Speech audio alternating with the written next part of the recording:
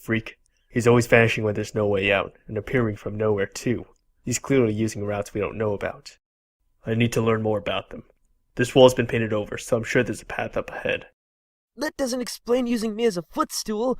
Climb up there and get your weight off my shoulders. Lance could have worked, but I wouldn't push a wounded guy. And for your information, only 3% of that weight is fat. So excuse you.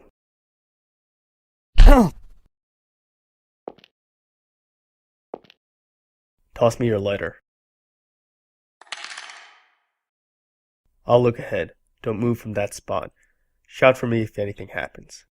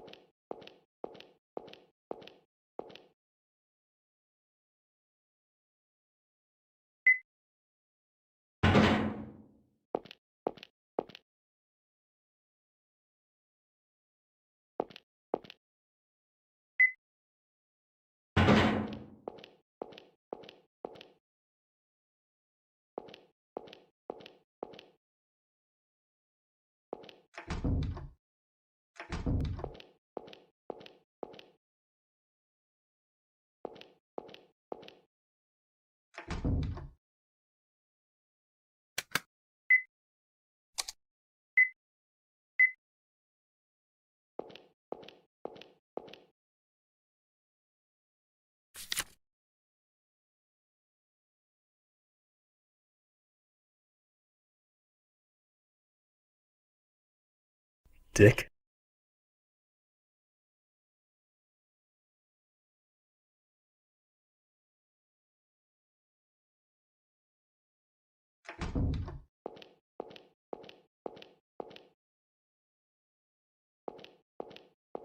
Ah! Don't move. You're under arrest.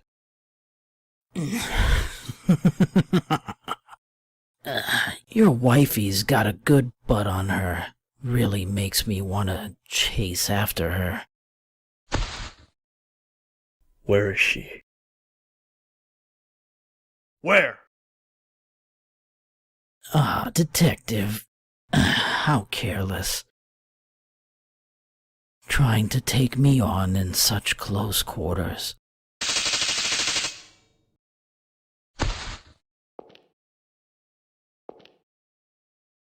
I hate to say such a rude thing to a detective, but not really. Dummy.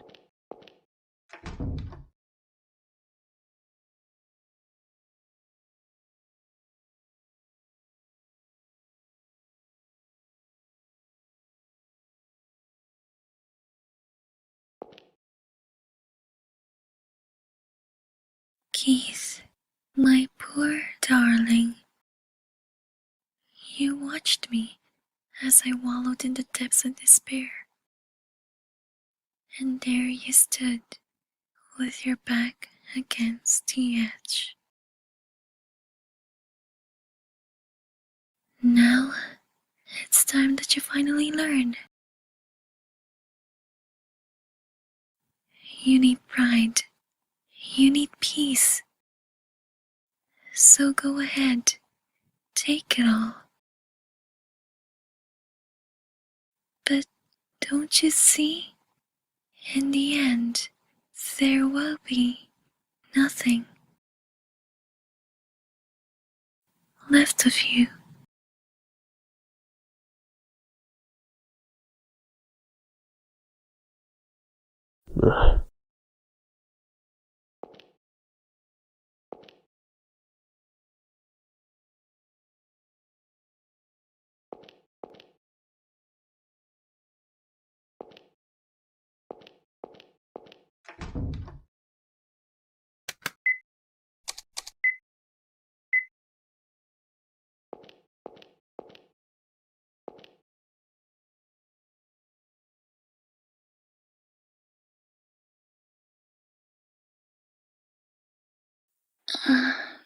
Where is this?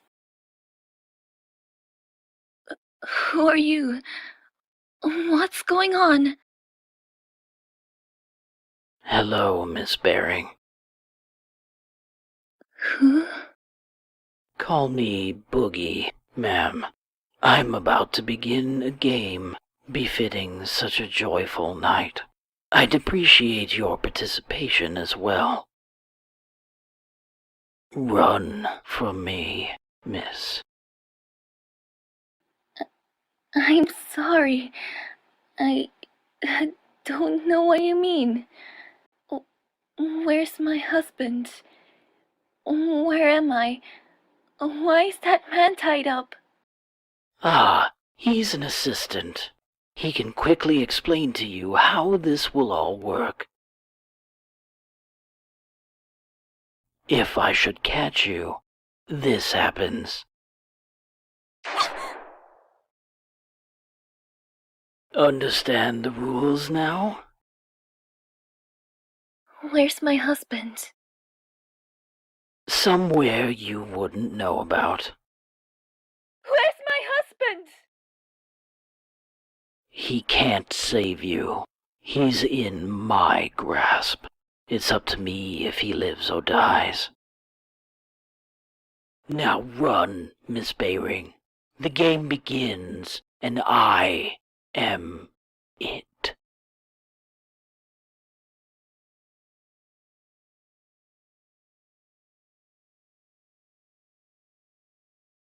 So, I was on the inside of the cell?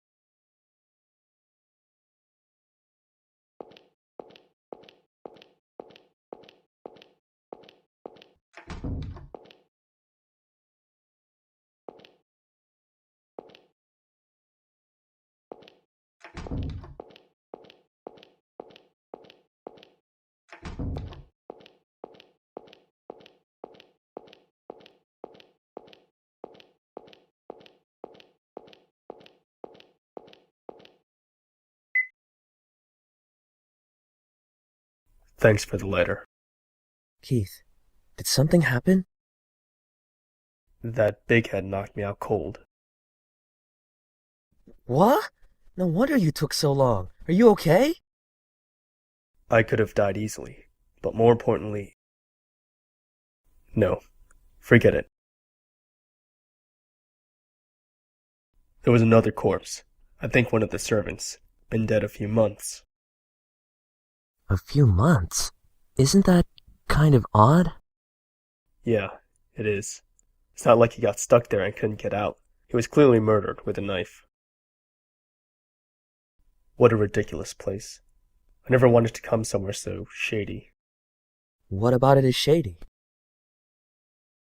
Since when are there castles in this country? I thought something was up the moment my boss told me about the castle tour.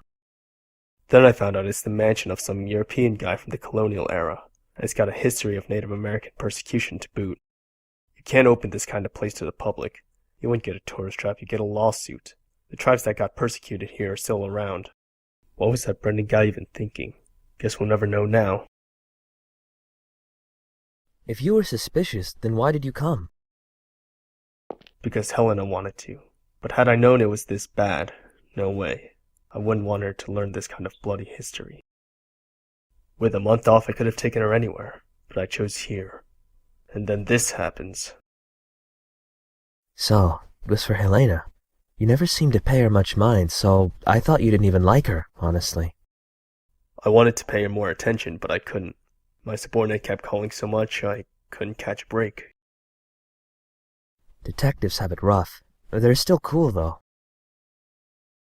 I'm on vacation, so I'm just a plain old guy right now. Come on, let's go.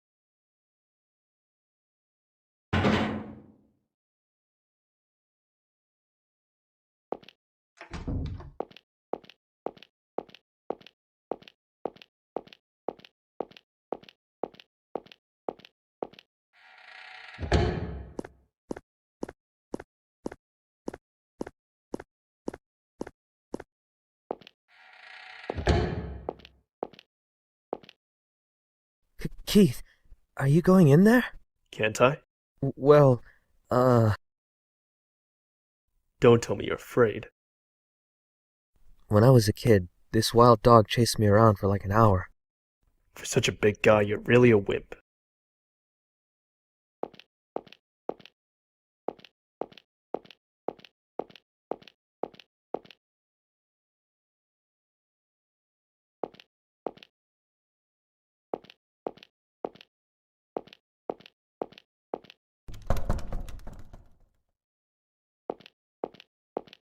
You're more heartless than I thought, David.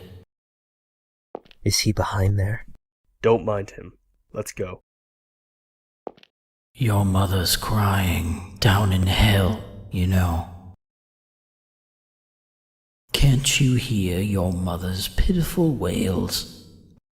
Why did my dear Davy leave me alone? I don't want to be alone. Please don't leave me alone. Davy, oh Davy. Calm down. Don't listen to him. David, doesn't it hurt leaving your mother all by herself? A real thoughtful son.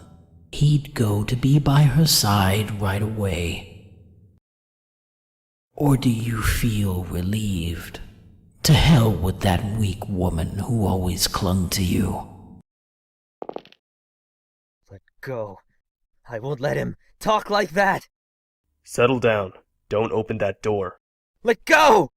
You stupid brat! You don't listen to a word, do you? Never listens, never learns. Must have put your old man through a lot of trouble. What's that?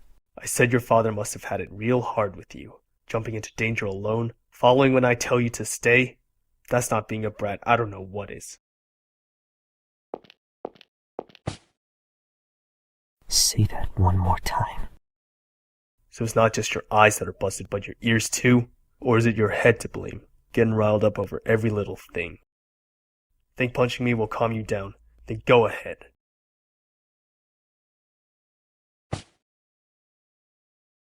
Let's go.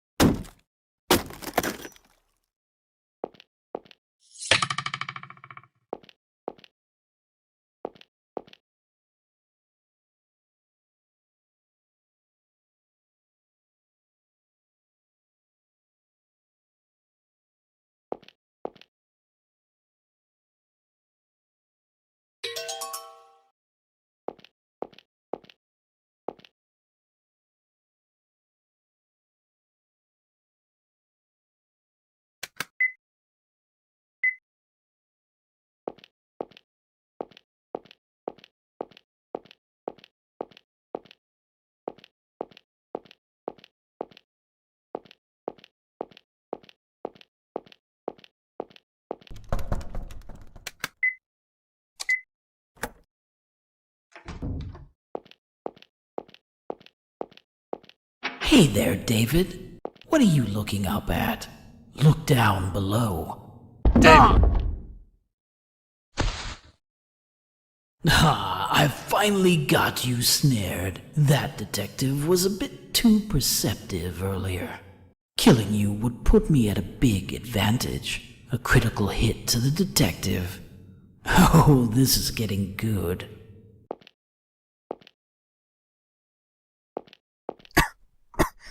Gas? Exactly. This may sting a bit, David, but not for long. Now hurry, Batman. Robin's gonna be a canary.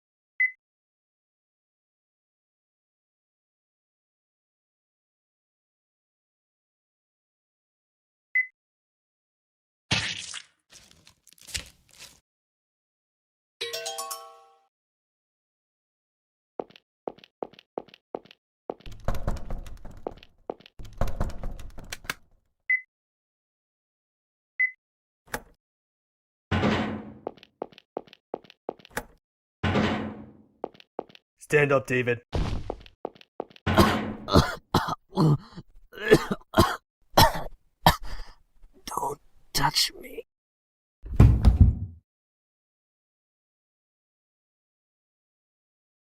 Keith. Keith. Keith! Ah! You okay? Yeah, I guess. But I think I got a bump on my head just now. Good. You go back to the room. If this happens again, I can't afford to save you. Sorry, it's my own stupidity to blame. That's not the problem. If anything happens to you, I'm the one left with it crying Shirley. Isn't there anyone who'd cry for you? Maybe not anymore. Huh? Still want to tag along? Yeah. Do what you like. I'm exhausted.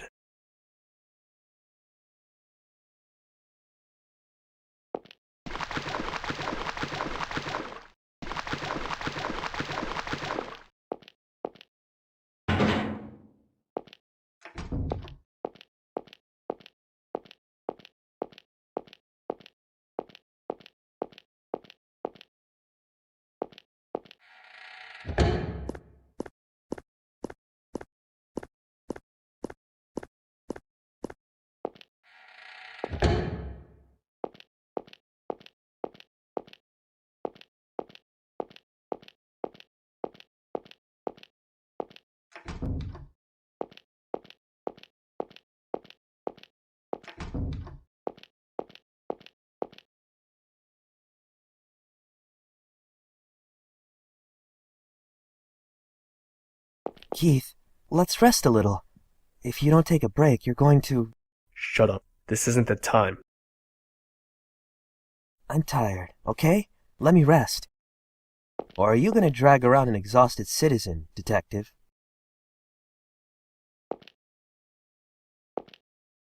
Lend me your lighter. You've got one smoke to rest.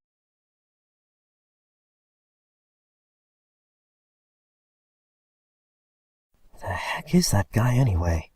How does he know about my mom and Shirley's past? It's really disturbing. David, did you celebrate your birthday with Shirley last month?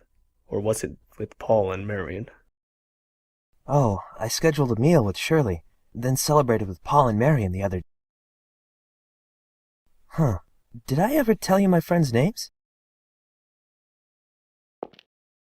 Sorry about your mother. Brain tumors are like a landmine. One misstep means trouble. But I guess they don't teach you how to dodge landmines in flight school, huh? What? Oh, and you ought to toughen your stomach for anchovies and liver. I mean, unless you want younger girls thinking that's cute or whatever. Hold on a second. What do you know about my mom, too? And my friends in school? I never told you any of that, right? Keep this between us. But working as a detective for 15 years, you get to know stuff. Like what someone's done in the past, just by looking at their faces. Maybe that big-headed freak is the same way. You're kidding, right? You think I'm kidding? You're a real sucker. Take care you don't get swindled someday. What's this about? What do you know all about me? You were taken to the police after the incident with your mother. Remember the detective who questioned you? I was pretty dazed at the time, so I don't really remember. But it wasn't you, was it? Eric Simpson, my subordinate. It was only an attempted crime, so he was the only one to handle you. And you know, he's got a real messy desk. He lets case files and the like pile up so high they even topple over onto my desk. I saw some files on you among them. Your history, your family, that kind of info. And your mother's diagnosis. Oh, and the ones who verified your identity were your friends Paul and Mary and Martin. I remember them well, especially because that Paul guy made a huge ruckus at the station. He was the one that ate too many chili dogs too, right? Then the anchovies. Oh yeah, I mentioned that at dinner. But I didn't tell you I hated liver, did I? I hate anchovies myself, and I hate liver. That's all. Why did you make a guess for that one? Because you're stupid enough that I thought it'd fool you. If you know so much about me, why didn't you say so when we first met? Because I was suspicious of you. Huh? Me? Why? A year and a half ago, you found a hanged body in an abandoned house in another state. The state police came to us trying to determine the guy's identity. That's when I read your testimony, and it was real sketchy. Sketchy? Why? I understand you were looking for the guy who formerly lived in your apartment, but how did you track him down without even knowing his name or what he looked like? Said you followed notes, but when you were asked to show him, you said you lost them. You said you shot a man in the house, but there was no gunpowder on the gun, no dropped cartridges, most importantly, nobody to shoot. And then you just happened to find that former tenant's corpse. You gotta know that's suspicious.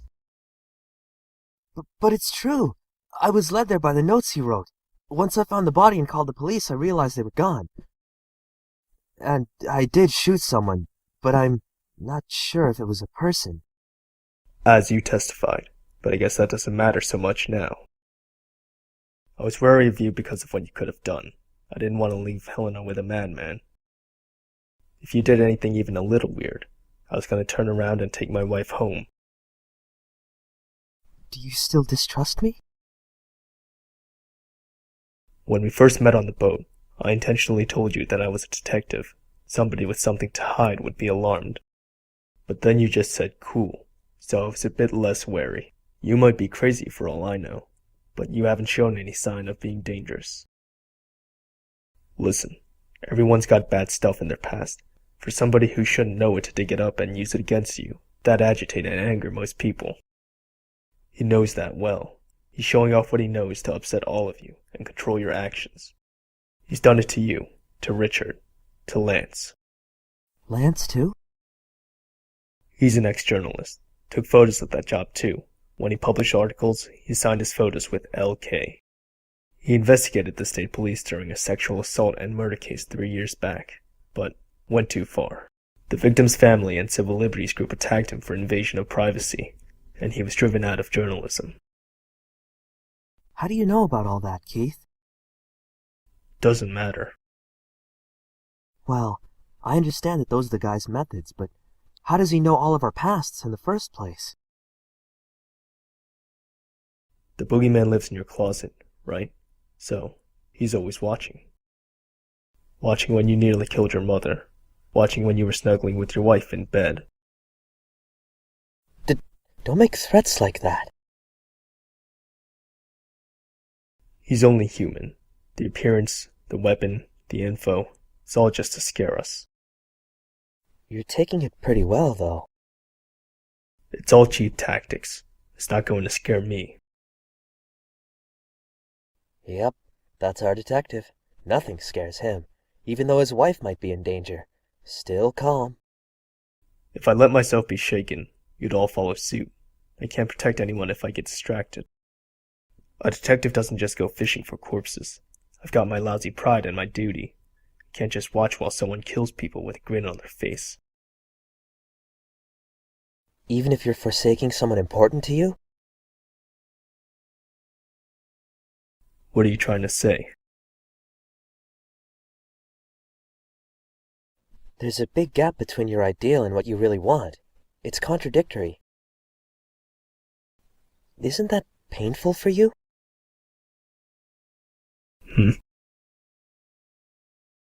I wanted to be a pilot, but thinking about it now, I think I was just too stubborn to see anything else. So? You'll understand someday. Thinking of taking a nap here? Let's go. Keith, those things you said before, were you trying to make me angry? I don't intend on telling anyone your history, nor your family problems. Sorry if you're still pissed. No, it's fine. I guess I am kind of a brat.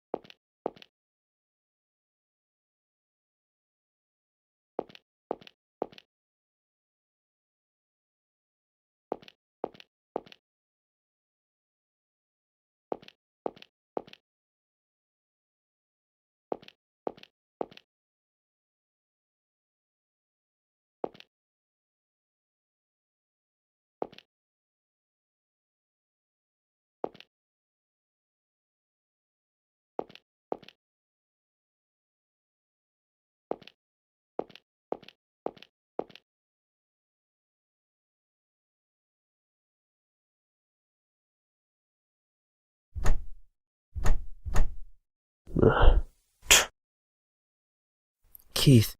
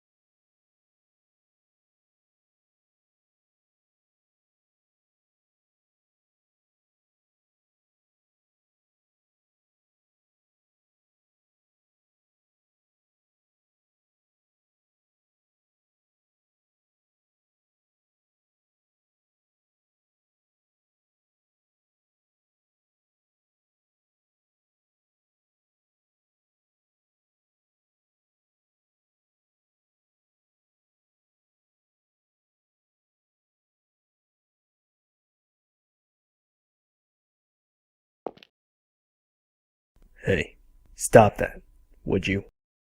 Huh? Stop that thing. It's hurting my ears. What does? Your phone! I hate hearing phones ring. It's yours, right? Make it stop already! Calm down. Make it stop! Calm down, please. Where are you hearing a phone ringing? There's no phone ringing. In fact, I think I lost my cell phone earlier. So please, calm down.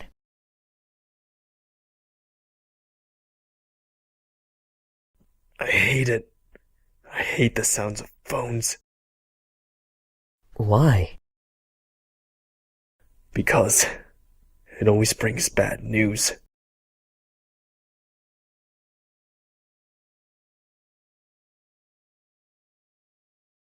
Excuse me. Bearing here? Yes, that's right. I'll be there.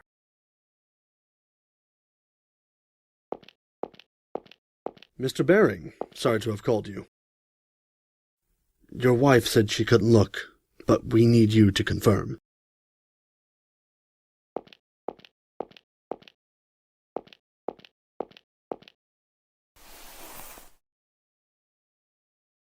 It's my son.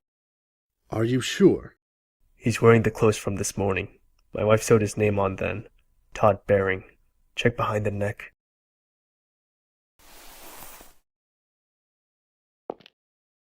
You have my deepest condolences. Sign here.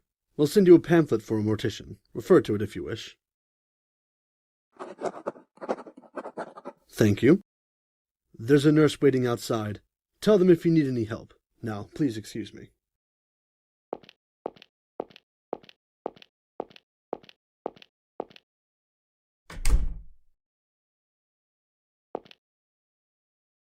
Helen. It's me. Hey, Keith, you off loitering somewhere? You gotta hurry. The suspect's on the move. Head for Wellington Street. Got it?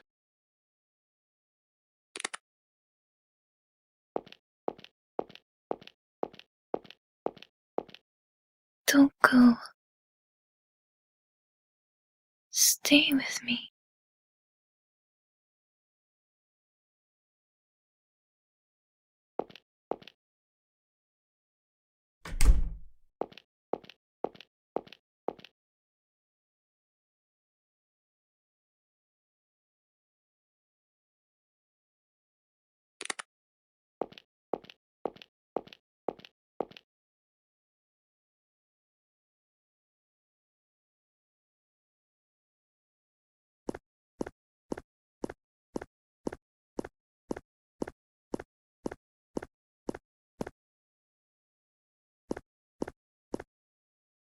Helena. Please don't leave without telling me. It makes me worry. It's been a year now. You always stayed with me. You always supported me. But I can't do it. I can't stop the tears. You got back on your feet. But I can't do anything but cling to you. But I can't drag you down with my weakness anymore. So... You know what I thought when I saw his body? I thought I failed. Can you believe that? That a parent would think that after losing a child? But it's true. Everyone has one leg in a coffin. If they aren't careful, they can easily fall in. No exceptions. I should have known that. But I didn't. I prayed that my family would be an exception. I wanted them to be there smiling at me forever. When I saw him in the hospital, something died in me. I wanted to kill the one who took my son from me. And you know, some people smile about the deaths of others. I lost all hesitation to punish those people. I thought if they were gone, it would all end. But it'll never end. I still hear someone scoffing at me, saying, "You couldn't even protect your own son." It's not your fault. That's what they all say. No! It's what I really think. Then what should I have done? I always felt like such a clown. He died while I was out running around, trying to save others, so the audience just points at me and laughs. I didn't know anything anymore. Why I smiled, why I cried, why I got angry. I forgot how I even expressed those things. Even when I saw him dead, I didn't cry. Now it's just you. You're all I have left. I'll keep praying for a sunny day, and until then, I'll be your umbrella. Who will keep you from getting wet? I don't care if I get wet. Helena, if you give up on me someday, then I want you to just forget about me. But please, for my sake, don't leave me alone.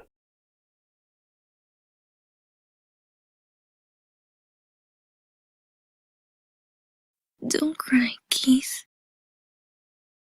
I never cry. No, you're crying. You've always been crying. I'm sorry for pushing my complaints on you. I'll get stronger so I can protect you. Whatever happens, you're someone I never want to lose.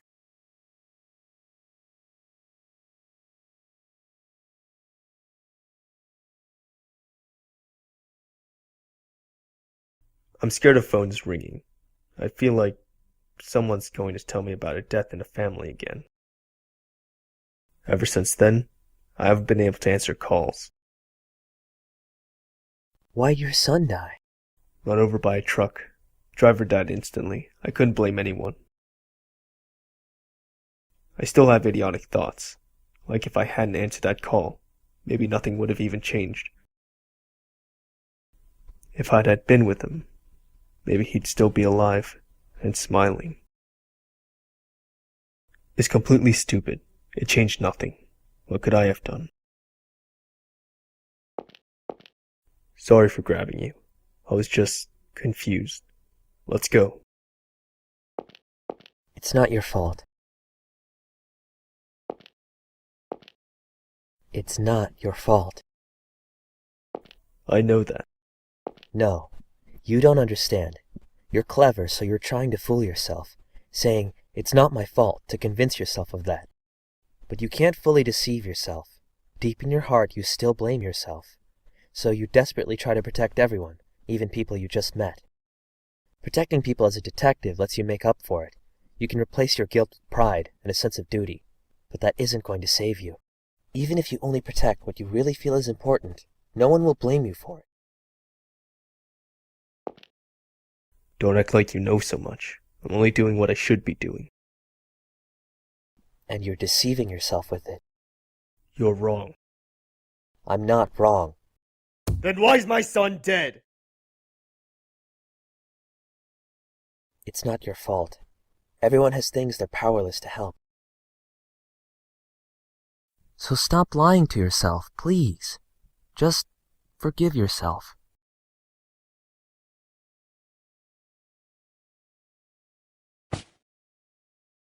Let's go.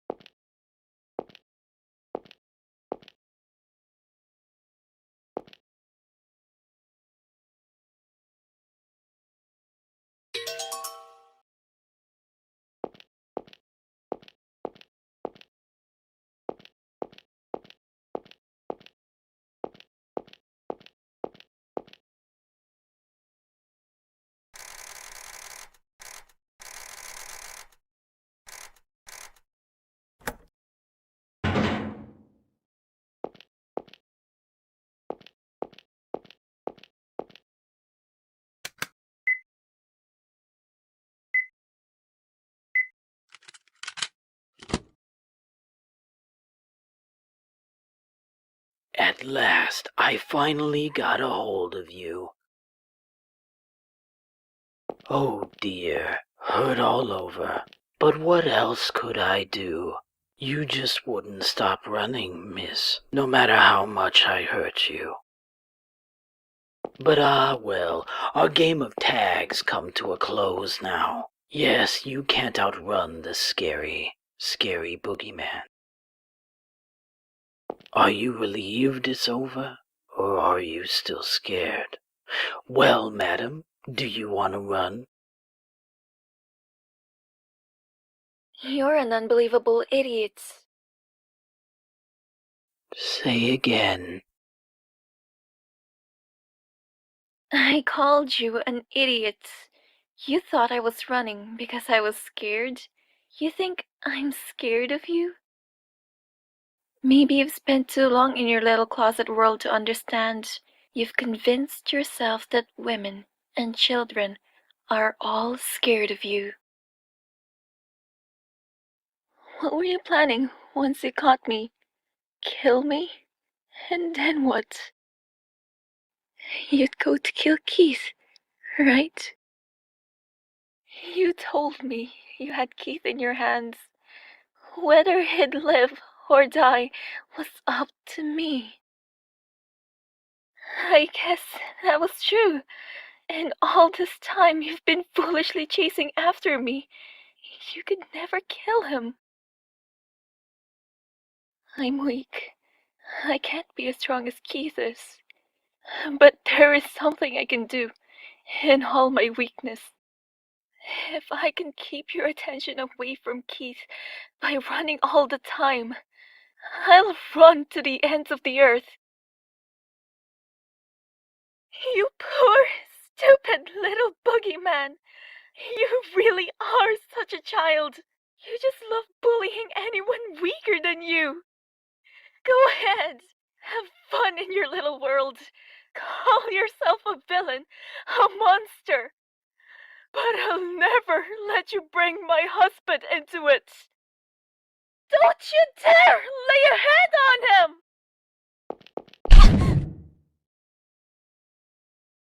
You talk too much, madam.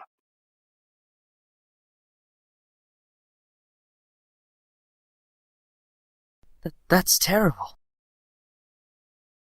Let's hurry and look for Helena. She must be nearby. Keith? Keith!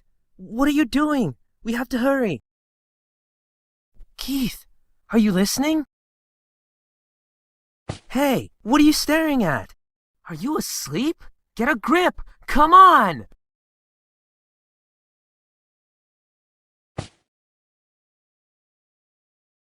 I'm awake. David, you look for Helena. She should be near. Huh? What about you? What are you gonna do? I'm going to go kill a monster.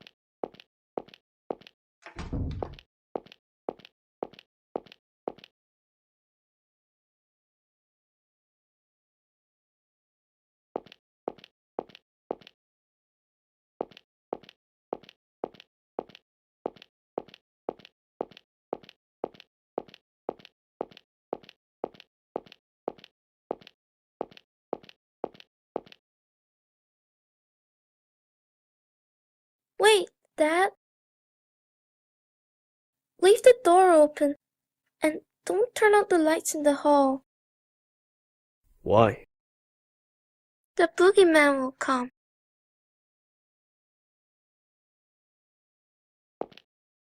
What kind of guy is this boogeyman? He has long nails and kidnaps kids. He lives in the closet. A kidnapper? Well, can't leave a guy like that on the loose.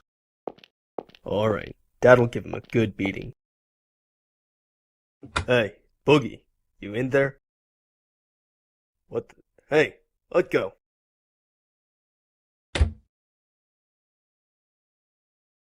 Dad?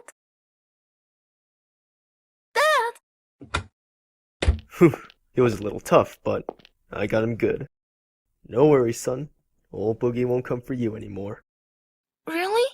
Would I lie? Me and Mom are in the bedroom right there, you know.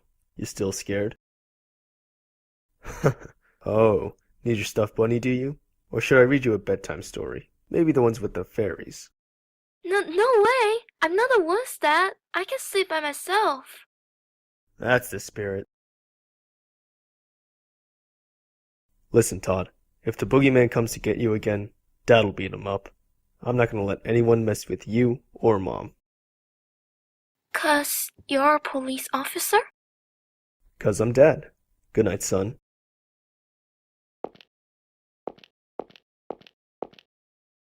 Should I leave the light on? It's okay. I've got you and Mom. Good night. I love you.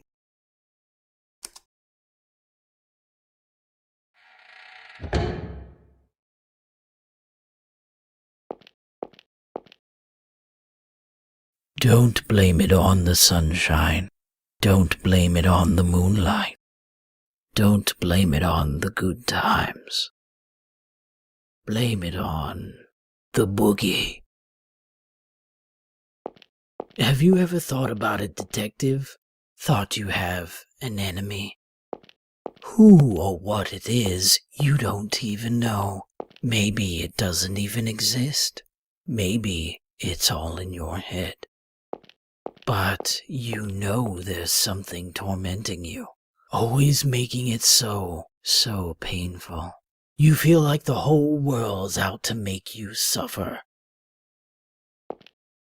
Too troublesome to make an enemy of the whole world, right? So just making one enemy will do. I chose you as my enemy. Have I become yours? Oh well, either way, we're gonna settle this right here. Let's end this wonderful game now. Can you beat this final boss and take back your beloved wife?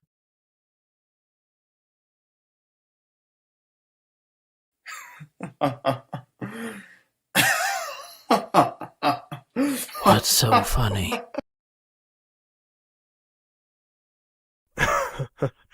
Boy, you're really having a blast, huh?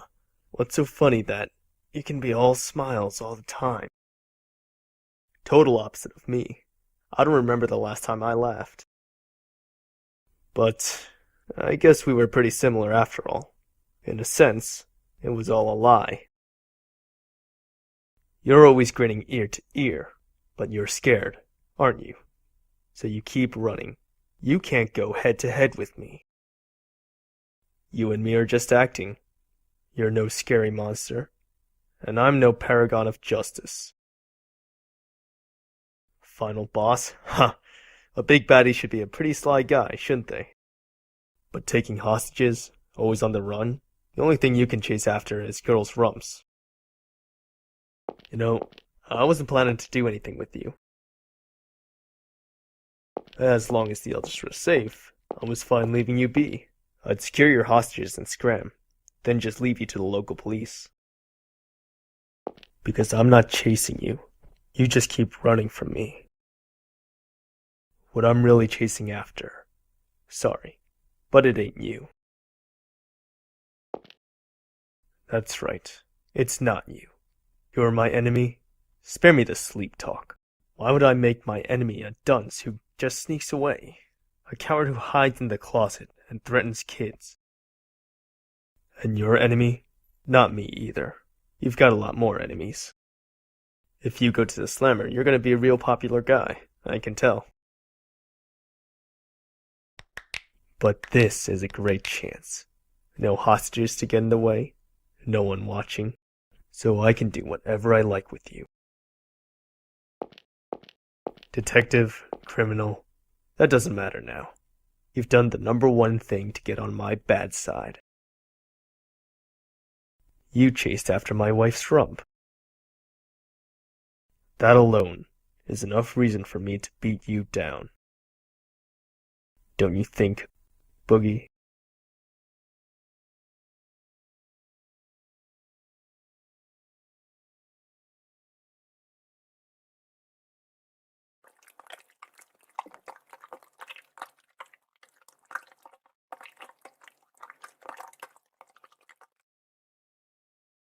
Can't afford to laugh anymore, can you? Back to your closet, Boogeyman. You don't have what it takes to make it over here.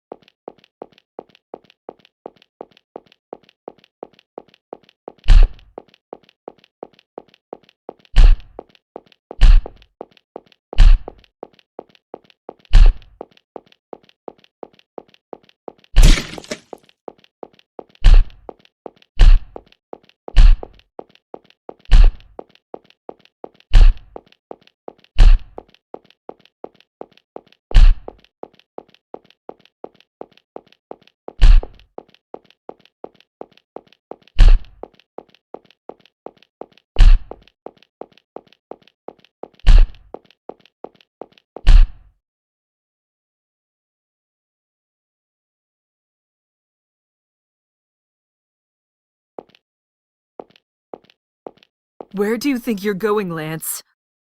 I'm gonna find them. They've been gone way too long.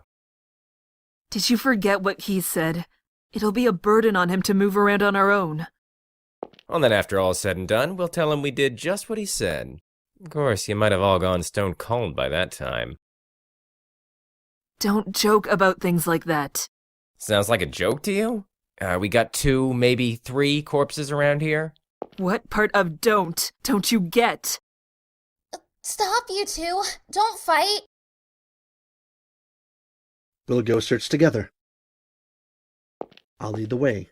Sophie and Shirley, you hold hands. And Lance, you watch the rear. Papa. You really want to go?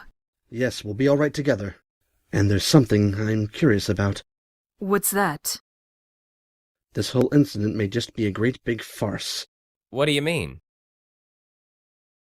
Let's be going.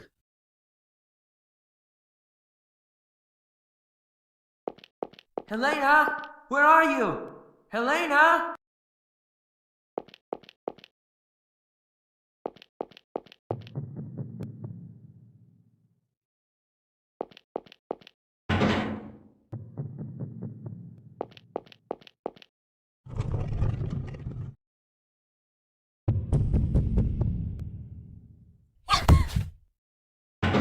Helena, David! are you okay? That man knocked me out. I woke up here. I was unconscious the whole time.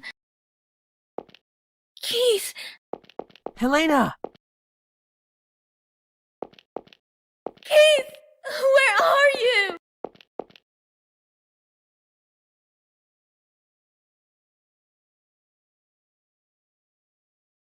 Always on the run, huh? But marijuana addicts can move better than you. What's in that big head of yours?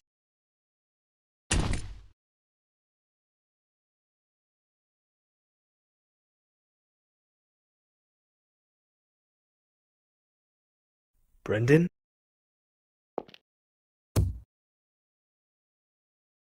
You lose. Detective.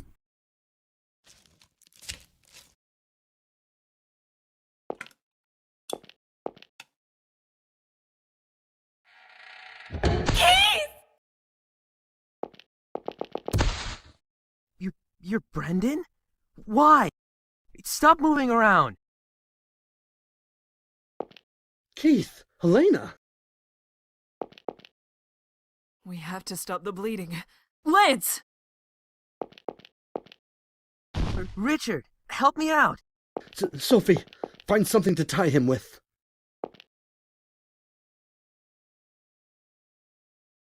Keith! Got you.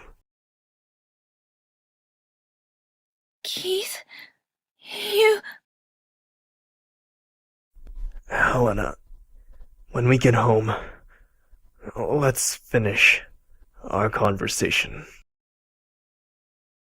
No more running.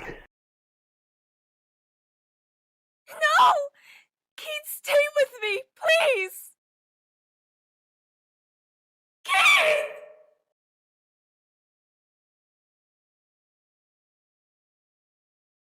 The servants and Stevie. 10 people died all told. I'm sure glad to be alive now. Feeling glad to even have air to breathe. Listen, don't you say a word about all this, especially not to your coworkers.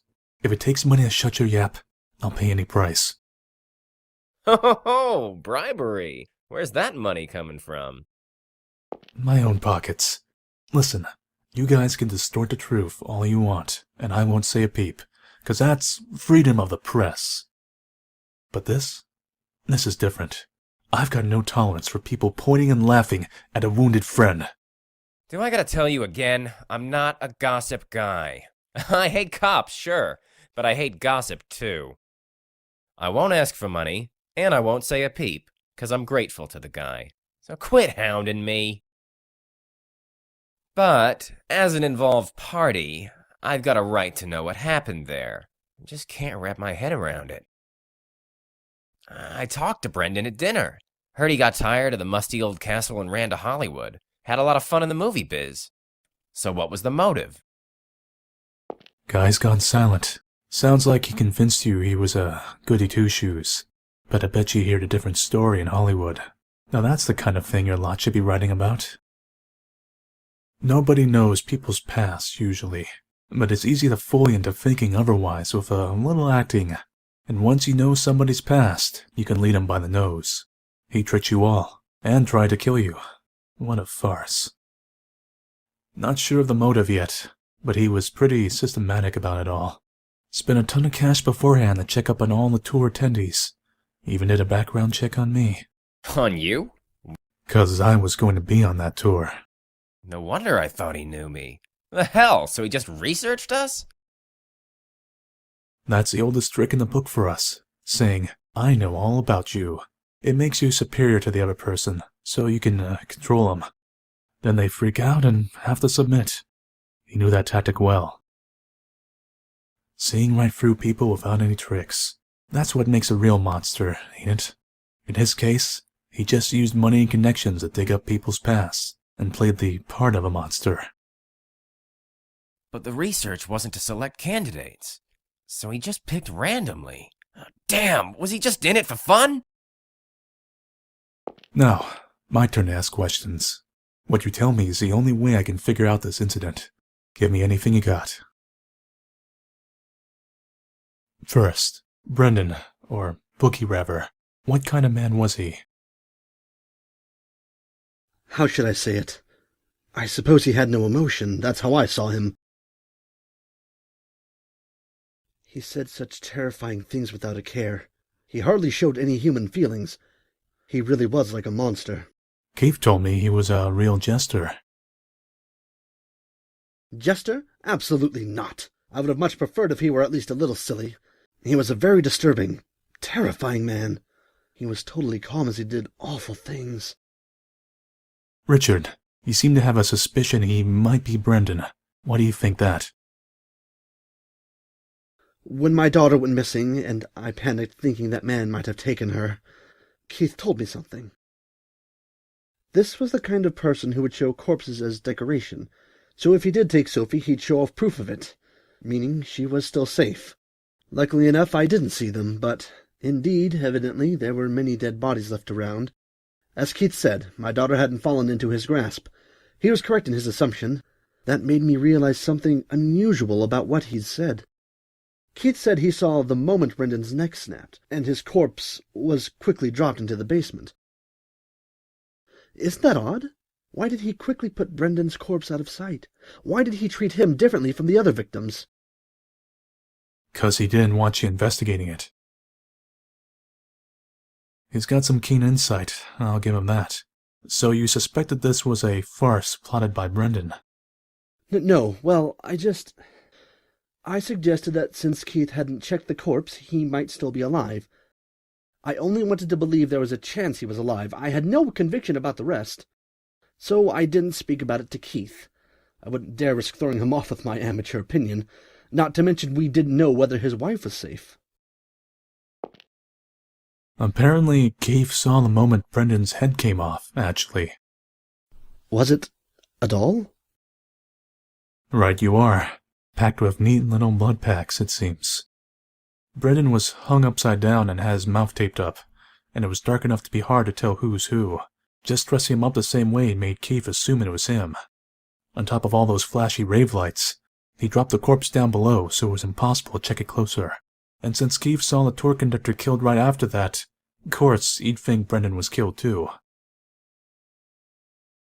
If I'd said something, maybe this could have been resolved sooner, but I was paralyzed with fear. I was only worried about my daughter, even when Keith was running all over the place for us.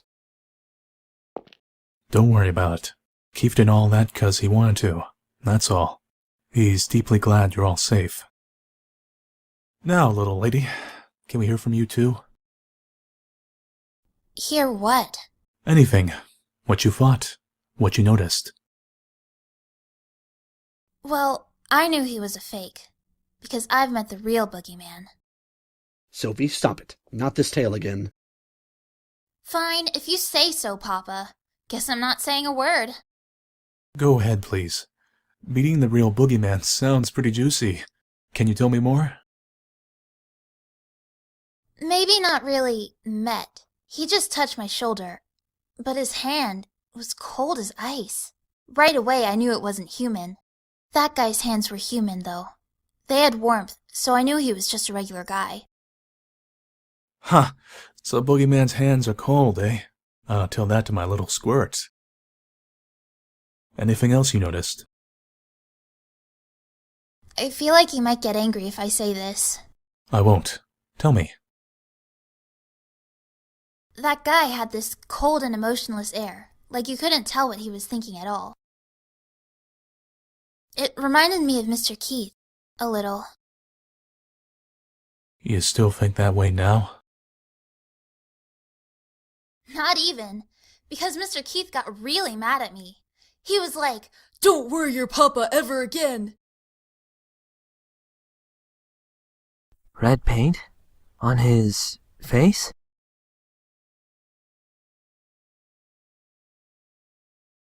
It was nothing like that. It was all red from blood spurts, though. Really? Keith told me he had a weird paint on a torn paper bag. And one more thing. Did you see any red graffiti in the castle? Or any monsters? Hear any phones ringing? No, I didn't. Mr. Hoover, you're colorblind, if I recall. Maybe you just couldn't see the paint. Yeah, but it's white and pink I get mixed up. I can see red just fine. Well, and you, miss? I saw quite a bit of the castle, but none of that. Did you hear that from the others? Don't get me wrong. I don't think you're lying. The others said they saw nothing too. But then, that makes Keith the one talking nonsense. I don't think Keith is necessarily lying. What do you mean? Because people don't always see the same things you do.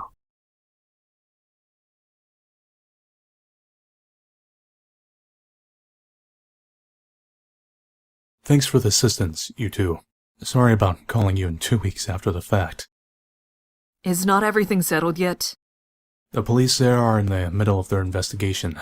My role is just to assist. I'm going to report your testimonies to them, and that's that. I'll be off now. Eric, take them to the entrance.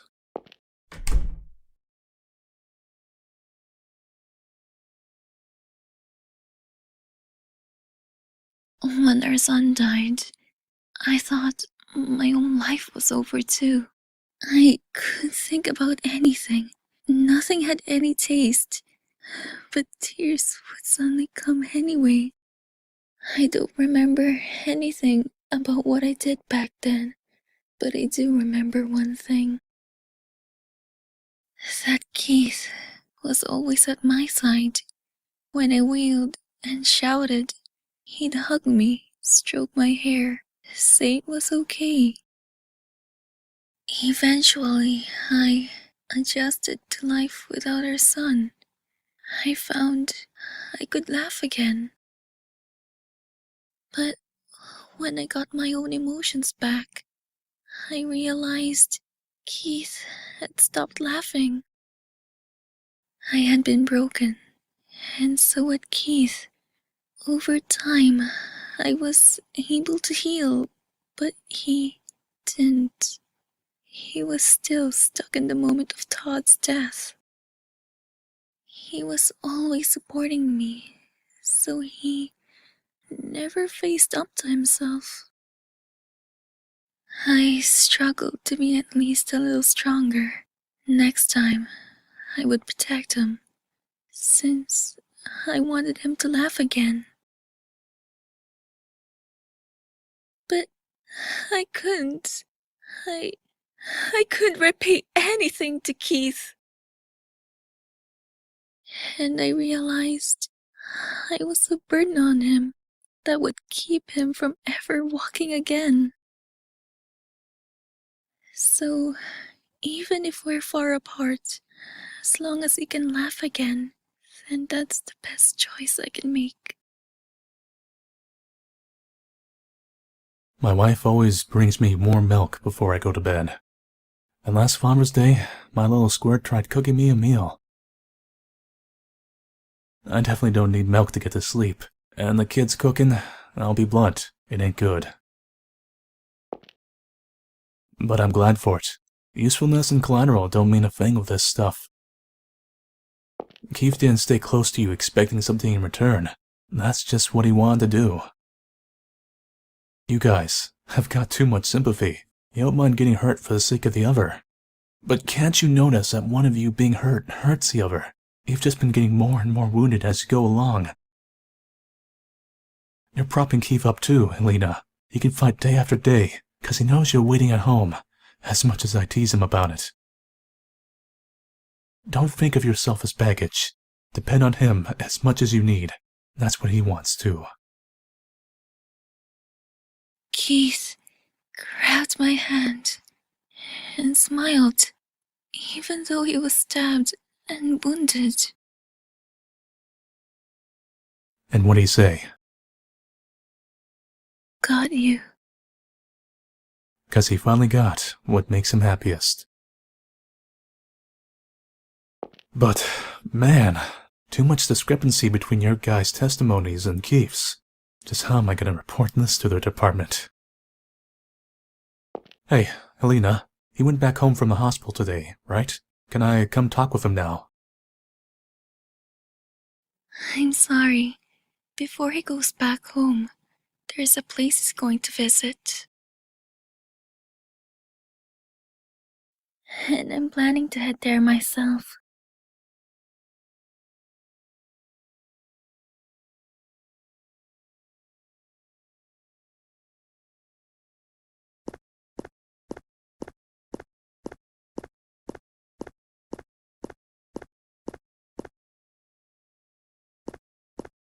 Keith.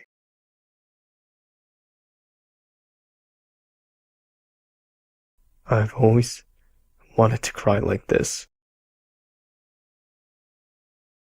I never forgot about him. Not for a single day. Ever since he died, I was scared. I felt like even the slightest sign of weakness would make it all crumble. I acted like I felt nothing, like nothing disturbed me. I thought then I might be able to fool everyone, even myself. It was so stupid. I was broken a long time ago. It was all garbage. But I acted like a champion of justice. It always felt off. Whoever I was working for, I never felt repaid. And I saw you were safe, and you came up to me. Finally, I felt happy again. Acting strong just made me weak. It was pointless. Todd would never forgive his father staying broken forever, because I promised I'd protect his mom. I'll take off the blindfold. I'm gonna laugh, even if it's at a stupid TV show. If I'm pissed, I'll get mad. And if I'm sad, I'll cry. First, I guess there'll have to be counseling. There's something seriously wrong with my head, seems like. It's gonna be a busy time. It's gonna be so busy, I won't be able to do it alone.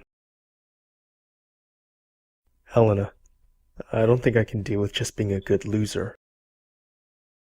I want a chance. Let me chase after you. Let me get down on my knees.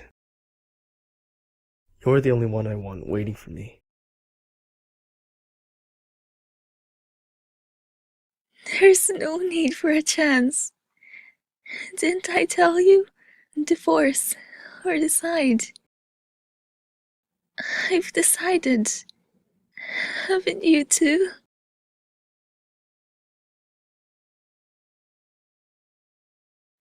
We only ever have one umbrella, so we hold it together. And it's fine if we get a little wet, because it'll soon be sunny again.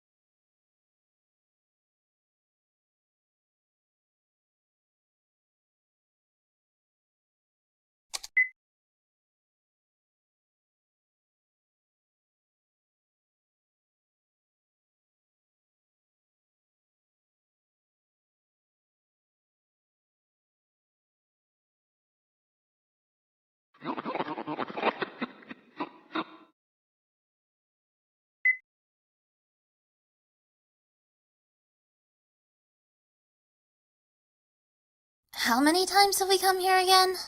Oh, 5, I think. Ugh, I can't stand it. We've told them the same story over and over. There's gonna be rumors at school about Sophie frequenting the police station. Now, Sophie, don't complain. The police are doing their best, and it's been a month now. This must be the last time. I'm sure of it. Does my princess require a beverage to quell her temper? What shall it be, your majesty? Orange juice. Very well.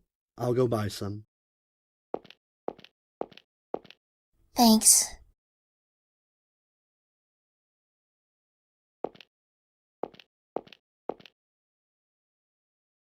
Hey, when those dogs attacked me, you saved me, right? I can't imagine any other reason those dogs would fall asleep so quickly. Thanks. I'm having a great time lately. I'm getting along great with Papa and Anne, and Reagan, well, if she wants to get along, I'll give her a chance. Things are so much better than when I carried all my burden myself. Now I know there's someone always looking out for me. Sometimes I really miss you. You're doing okay, right? How about the other fairies? You know,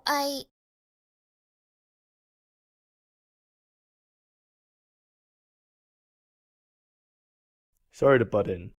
Ah! Hold on, wait! You got the wrong idea. I'm not a weirdo or anything, okay? Don't touch me. Rats with a thing for daydreaming aren't the most comfortable people to be around. I'm not daydreaming. Keep it between us, but I've met some fairies. So you don't believe me? No, I do. I met one when I was a kid, too. Really? Yeah, this hobo in the area always had a head full of dandruff, so I called him the Dandruff Fairy. Oh yeah, and I've got a coworker who eats non-stop cup noodles, the Cup Noodle Fairy. Want to be introduced? Why won't you believe me? A 37-year-old who believes in fairies ain't exactly socially adjusted, don't you think? But hey, if they do exist, put in a request to one of your fairy friends to get me some wings. Big, fluffy, pink ones. What do you use those for? Just want some wings. Why not? Mr. Detective wanna fly away. Huh. You angry? Phew, better step off. One of your friends might cast a spell to turn me into a fluffy white kitty. Maybe instead of filling your head with stupid fantasies, fill in that chest a little. It's so pathetic I can't even look at it. Ugh!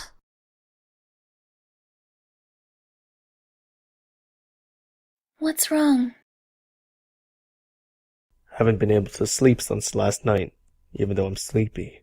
It's weird. Did you take any medicine? Yep. Anxiolytics. Sleeping pills. Guess they're not working. Let's talk to each other then. Before you know it, you'll be sound asleep, and it'll be morning. Don't you need to sleep? You don't have to stay up for me. It's fine. I'll stay with you until you're snoozing away.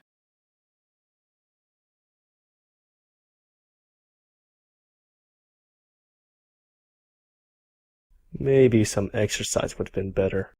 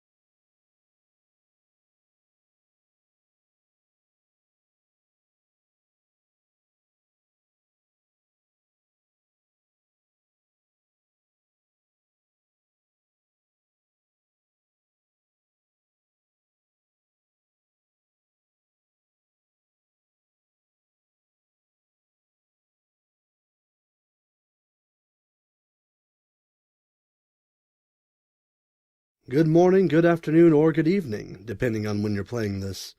My name is Winter Johnson, and I'm the voice of Richard Grundler. Congratulations on getting through this story of death, fear, and loss. I hope the emotional scars will fade in time. Working on this game has been a very fun experience for me, and working with the developer has been a delight. She has been very encouraging and reasonable, yet is not afraid to mention when something needs reworking. Seeing the story grow and watching these characters develop and change and fight and die has been fascinating to watch. As an actor, I am so happy to have been given the opportunity to help bring this story to life. I hope you enjoyed playing the game as much as I did acting in it.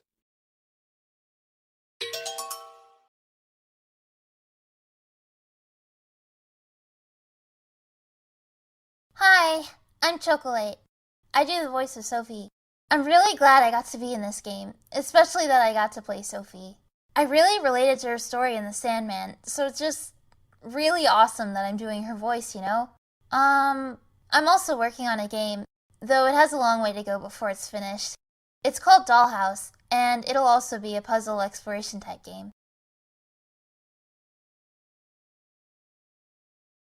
Hello, I'm Manly Badass Hero, the voice of Dick Anderson. I've been a big fan of the Strange Men series, so when I saw there was auditions, I sent some improv and general recordings, and not only was I accepted, I also found out Uri was a fan of my playthroughs of her games, which needless to say made me feel a bit giddy. Personally, I've liked the games not only because of their similarities to things like Silent Hill, but also that they're relatable to people with depression. Whether or not you're an adult or a young person, I think dark times in your life can really change your perspective on the world, and sometimes this makes you a crooked man. Anyway, I've been glad to help work on this project, and until next time, thanks for playing. Hey there, this is Cyril, and I voiced Eric. I hope you enjoyed the game, and what a great game it was, right? Thanks to everyone who worked on it, especially Yuri. This was my first try at voice acting, so I hope you liked it. It was such a great experience for me. Moving on, I'm a freelance artist. If you're interested in seeing my work, then just visit my website. A real amazing thing this was for me, and I hope that it was for you as well. Take care, player. Until next time. Heya, Serenity Harper here, the voice of Helena Baring. First of all, I'd like to congratulate you on beating the game. I hope you had fun playing and liked the ending, or endings you got. It's been a great pleasure and an honor to work on this project alongside everyone. I never expected to get Helena's role since it's my first time voice acting, and to tell you the truth, my audition was very messy. I have quite a lot of things to talk about, but in order to avoid bogging down players with minutes upon minutes of talking, I have written my overall thoughts about the game down on my blog. It will be made available once people have reached this to avoid spoiling stuff. For those who are interested in reading it, the blog is helenabaring.tumblr.com. Thank you so much again for playing the BoogieMan. If you ever want to talk, feel free to hit me up on Twitter at Serene Harper. I'll give you warm hugs and pats on the back for a job well done. Alright, that sounds weird. Right, anyways, take care always and catch you later. So, great thanks to Uri, the great game's equally great creator, who was also really sweet along the creation of the game, Vision Person, Her Majesty the Translator Queen, and the voice actors, who helped bring this together with their lovely voices. It was a pleasure to work with all of them. And of course, we can't forget you. Good job for getting the good ending, by the way. Oh, and just a note, if I do something in the later days, it probably won't be in the same name. Something like Nobody maybe. I have a Twitter with that name, but then again, who knows? Anyways, thank you. I love you. Hello everyone, my name is Max. To most people on the internet, I'm known as Blue Neon Light Show. On YouTube, I go by Epsilon, and I voice Keith for this game. Yeah, I know. Lots of names. This was the first time I tried voice acting, so yeah, sorry if I didn't do as good of a job as I could have. It's really been an honor doing this for Yuri. I honestly didn't expect getting the part. Some friends on Skype said that they were trying out for the BoogieMan, and I thought it would be fun to try. Turns out, Yuri liked my voice, so imagine my surprise when I actually got the part. I really like playing the role as Keith. I always like the cold-hearted characters that work on the side of justice, and is willing to do anything to save the day. Kinda like Jack Bauer, I guess. Or Batman. Anyway, please try out the other games whenever you get the chance. There's the Sandman, the Crooked Man. I mean, go and check them out if you haven't yet. Thank you for playing through the game, keeping me alive, and more importantly, thank you for saving my wife. I'm sure Serene will be happy that you saved Helena too. Unless you got the other 4 endings first. Then, anyway, feel free to talk to any of us. We all have Skype. Mine is neon.l.show. I should probably stop talking now. Congratulations, and good night. Hello everyone, I'm Ro, the voice of David Hoover. First, thank you for playing the BoogieMan. I hope you had as much fun playing as I did voicing in it. Thank you Uri for making this game, and thank you VG for translating it, helping Uri, and making some 2D Japanese indie horror games available for English speakers to play. So, I initially came upon Uri's games on VG.Person's website. The first of these that I played was The Crooked Man. On my first playthrough, I spoke out all of David's lines to myself, just for fun. I quite like David's everyman character. He was someone we could all relate to because of the things he'd done and seen. He's also really kind and loves to help. He's the kind of soft-spoken protagonist that everyone loves or loves to hate, which you see often in anime and manga. Despite being an avid fan of anime and manga, I found it hard to capture that kind of character with my voice. When I auditioned for a role in the BoogieMan, I had no idea it would be a game that ties together all the characters of Uri's previous other games. So when I learned that I would be the voice of my favorite character, I was very thrilled. Now I am David Hoover. I have a very, very old YouTube channel that I've never uploaded to before, but I'm going to start uploading voice acting clips, games, and whatever I can think of there. It is youtube.com/Rokuro. That's ROUKURO. And yes, I know I spelled that particular name wrong. It won't have much for now, but I'll be uploading more as time passes, and hopefully people will like it.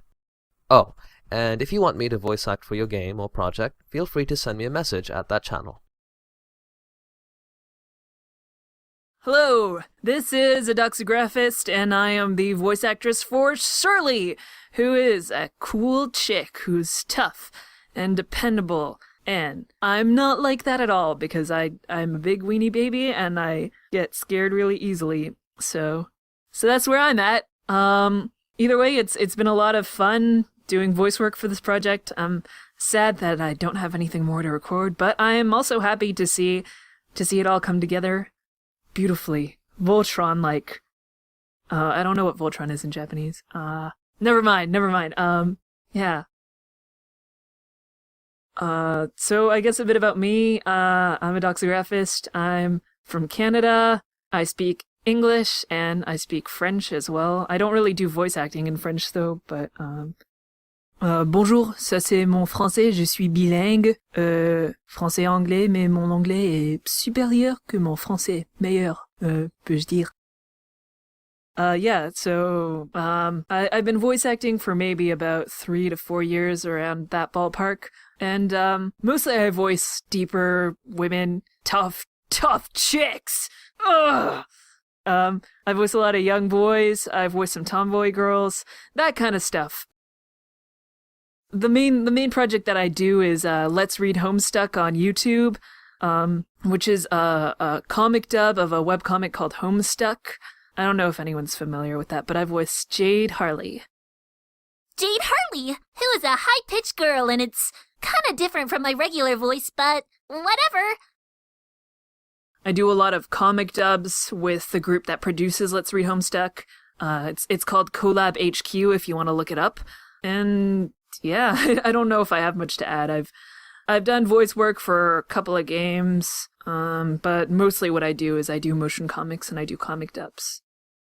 But yeah, either way, I hope you enjoyed playing the game. I hope you got spooked. You got your willies Jimmy wrestled, scared.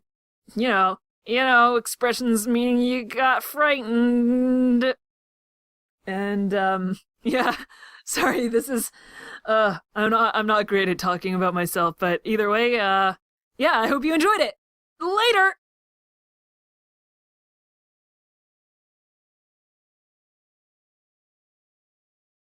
Hey everyone, this is Jesse, aka Stevie, and thanks for playing the BoogieMan. I've had a fantastic time working on this project, and I hope you all enjoyed it as much as I did. As a last note, I just want to give you all a recommendation to look out for future titles from Electric Pop Studios, a game designing group I'm a part of. We're in the beginning stages, so we haven't released anything yet, but hopefully we'll be getting started on that soon. Hope you all enjoyed listening to me die. Have a good one. Bye. Hello, this is Nervous from misanthropop.com, aka Lance Canal. I'm recording this with help from my new assistant, Borscht. Say hi, Borscht!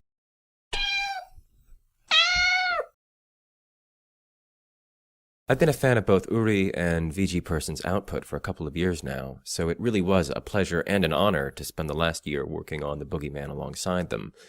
I've also met a lot of interesting and lovely people from all over the world in the form of my fellow actors and actresses. I suppose Lance would say, "What do you want from me? I've done my job already. Give me a break." But I'd really like to thank Uri and VG Person for the wonderful opportunity that they gave me, and I hope we can all work together again someday. I'd also like to thank you for playing the game, and I hope you enjoyed it as much as I did. Thanks. Hi, I'm the Overlord Bear. You can call me Tob or Tobby, or maybe Tobs. I know. What do you want to call me? Anyway, I voiced Brendan Dumont here in Uri-san's The BoogieMan. I'd like to thank Uri-san for letting me be in this project. I'm glad to be a part of the making of an awesome game in Uri-san's awesome Strange Men series, and I'm glad that I have met and made friends with certain people in the production crew. How difficult was figuring out the puzzles in the game? How difficult was figuring out the identity of the person behind the mask of the fake boogeyman? I'd like to know, though I think Uri-san would like to know that and more of your thoughts about the game even more. Also, I'd like to say that if I were a character in the TBM story, I think Brendan would probably do one of three things. Number 1, place me at main character level, maybe even at protagonist level, considering my liking for heroism. Number 2, turn me into a butt monkey that doesn't get killed during the plot but gets tortured for comedy, for Brendan at least, a lot because of my social awkwardness. And 3, kill me because I was pretty nosy and then ended up knowing too much about his plans. Maybe you would do a mix of the 3 choices. Indeed, being one of Brendan's victims is a freaking scary thought. Oh, and I'd like to know your honest constructive feedback on my voice acting. Also, if you want to know more about me, please go to theoverlordbear.wordpress.com. Oh, and maybe you'll find something interesting if you go to brennan'scastle.tumblr.com. Now, excuse me while I take over and renovate a certain blonde Two-Face's castle. Hello, I'm the voice for the BoogieMan. Oh, sorry. Where was I? Oh yeah. Hi, I'm Dave Ossity, the voice of the BoogieMan, but you could just call me Dave. I must say, it was an honor to be able to work with Uri and all the other actors and actresses on this game. I've been a big fan of Uri's games for some time, and when I saw that she was having an audition for a new project, I thought I might try out for a role. I'm not a professional voice actor, in my opinion, but I have done some voiceover work in my past, and I have done some scary story readings. You can find them on YouTube if you're interested. Just search on my name. Anyway, I auditioned and now I'm here in Uri's game. I really enjoyed bringing her character of the BoogieMan to life. Helping Uri create this game was a fun and rewarding experience for me, and I'm very glad to have been a part of it. I'm also glad that you decided to play this game and have made it this far. Congratulations. I hope you enjoyed playing the BoogieMan.